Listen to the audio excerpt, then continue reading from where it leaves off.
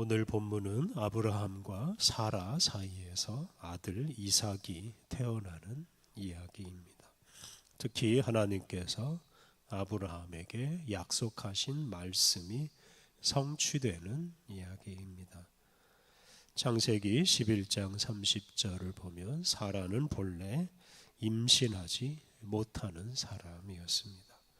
그런데 하나님께서는 아브라함과 사라 사이에서 아들이 태어날 것이고 그 아들을 통해서 아브라함의 후손이 번성하고 그 후손을 통해서 온 세계 모든 민족이 복을 얻을 것이라고 약속하셨습니다. 창세기 12장 4절을 보면 그때 아브라함의 나이가 75이었습니다. 그 후 25년 뒤에 아주 오랜 시간이 흐르고 많은 우여곡절 끝에 드디어 하나님께서 약속하신 아들 이삭이 태어납니다. 아브라함과 사라의 인생은 하나님으로부터 이삭이 태어날 것이라는 약속을 받는 것으로 시작되고 그 아들 이삭이 태어남으로 완성되었다라고 말할 수 있습니다. 하나님께서 아브라함에게 많은 것을 약속하셨습니다만 그 약속 중에서 아브라함이 살아있을 때 성취된 가장 중요한 약속이 바로 이 이삭의 출생입니다. 아브라함은 하나님께서 그에게 주신 복의 약속을 이삭에게 물려주고 또 이삭은 하나님께서 아브라함에게 주신 그 복의 약속을 이어갑니다. 이것이 아브라함과 이삭의 생애에서 가장 중요한 점입니다. 오늘 본문 1절과 2절은 하나님의 약속의 말씀이 성취되었다 하는 점을 강조합니다. 1절 말씀, 여호와께서 말씀하신 대로 사라를 돌보셨고 여호와께서 말씀하신 대로 사라에게 행하셨으므로 하나님의 말씀대로라는 구절이 두 번 반복됩니다.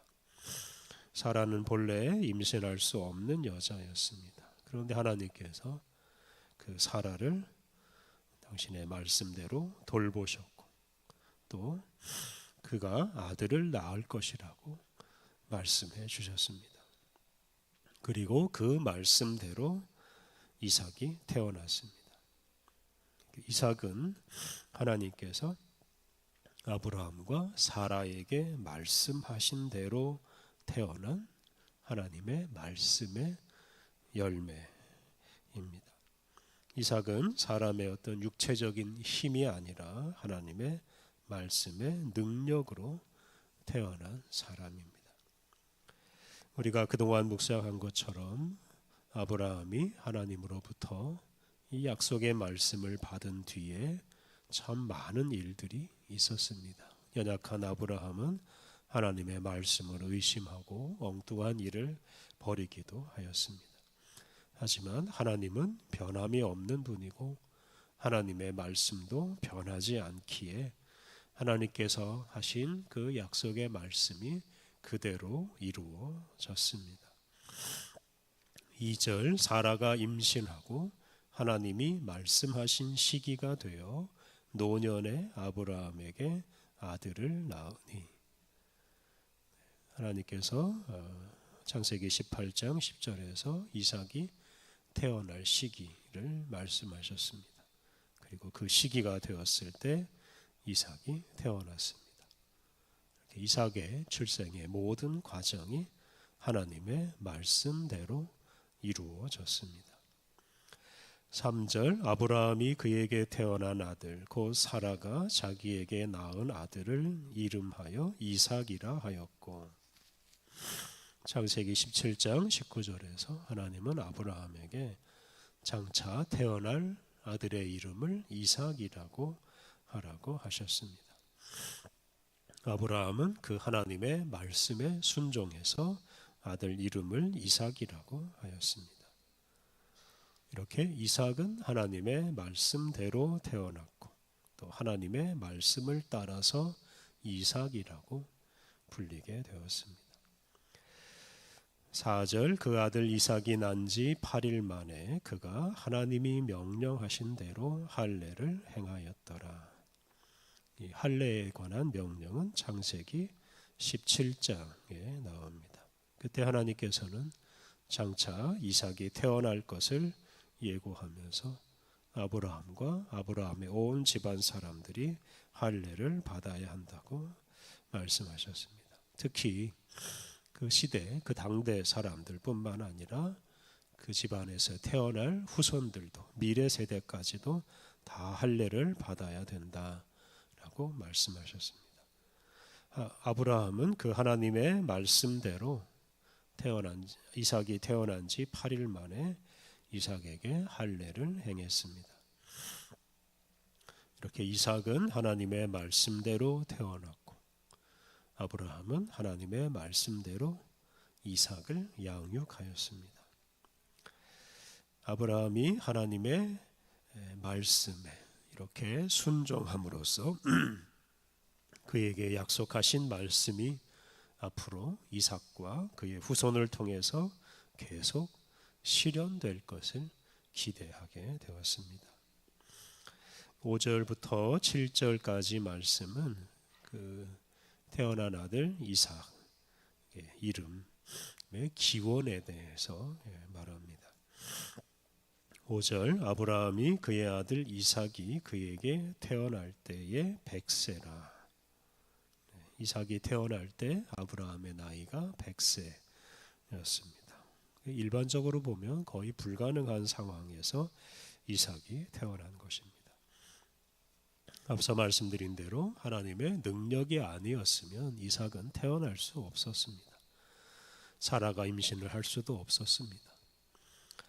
6절 사라가 이르되 하나님이 나를 웃게 하시니 듣는 자가 다 나와 함께 웃으리로다.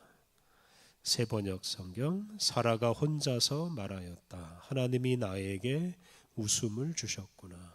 나와 같은 늙은이가 아들을 낳았다고 하면 듣는 사람마다 나처럼 웃지 않을 수 없겠지. 하나님께서 임신하지 못하던 나이 많은 사라로 하여금 아들을 낳게 하심으로 사라에게 웃음을 주셨고 또 주변 사람들에게 웃음을 주셨습니다. 아들을 낳지 못해서 수십 년 동안 웃지 못하고 살던 사라에게 하나님은 사라에게 이 웃을 수 있는 은혜, 기쁨을 주셨습니다.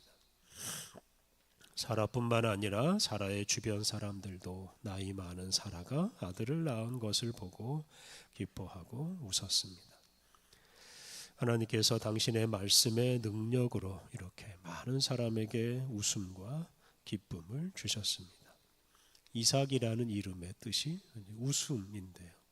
바로 이것이 이삭이라는 이름의 기원입니다. 17장과 18장에서 아브라함과 사라가 하나님의 약속을 믿지 못하고 아들을 낳을 것이라는 말씀을 듣고서 이제 웃었는데요. 그 웃음이 바로 이삭이라는 이름의 기원입니다. 오늘 본문에서는 이삭의 출생이 사라와 주변 사람들에게 기쁨, 웃음을 준 것이 이삭이라는 이름의 기원이라고 말하고 있습니다. 이삭은 많은 사람들에게 웃음을 주었고 그것이 이삭이라는 이름의 기원이 되었습니다. 7절 또 이르되 사라가 자식들을 젖먹이겠다고 누가 아브라함에게 말하였으리요마는 아브라함의 노경에 내가 아들을 낳았도다 하니라. 세번역 성경 그는 말을 계속하였다. 사라가 자식들에게 젖을 물리게 될 것이라고 누가 아브라함에게 말할 엄두를 내었으랴. 그러나 내가 지금 늙은 아브라함에게 아들을 낳아주지 않았는가. 7절 역시 6절과 같이 사라가 한 말입니다. 나이 많은 사라가 아기에게 젖을 물리게 될 것이라고 아무도 상상하지 못했습니다. 그런데 사라는 자신이 늙은 아브라함에게 아들을 낳아주었다 이렇게 당당하게 고백했습니다. 하나님의 말씀의 능력으로 사람이 상상할 수 없는 일이 일어났습니다. 우리가 믿는 하나님은 신실하십니다. 하나님은 당신이 말씀하신 것을 반드시 이루십니다. 하나님의 말씀 그 자체에 능력이 있어서 그 말씀이 반드시 이루어지게 합니다. 그러므로 하나님을 믿고 하나님의 말씀에 순종하는 사람은 반드시 하나님의 말씀이 이루어지는 것을 경험할 것입니다. 또한 그 말씀의 능력에서 나오는 기쁨을 누리게 될 것입니다. 하나님은 말씀으로 세상을 창조하시고 또한 우리 인생이 시작되게 하셨습니다. 그리고 그 말씀의 능력으로 이 세상과 우리의 인생을 이끌어 가십니다. 우리가 하나님의 능력을 믿고 하나님의 말씀에 순종할 때 우리 인생을 통해 하나님의 뜻이 이루어지고 우리와 우리 이웃의 삶에 기쁨이 충만할 것입니다. 하나님의 말씀을 믿고 그 말씀이 반드시 이루어진다는 희망을 품고 언제 어디서나 하나님 말씀 따라 말씀에 순종하며 살아가시기 바랍니다. 함께 기도하겠습니다.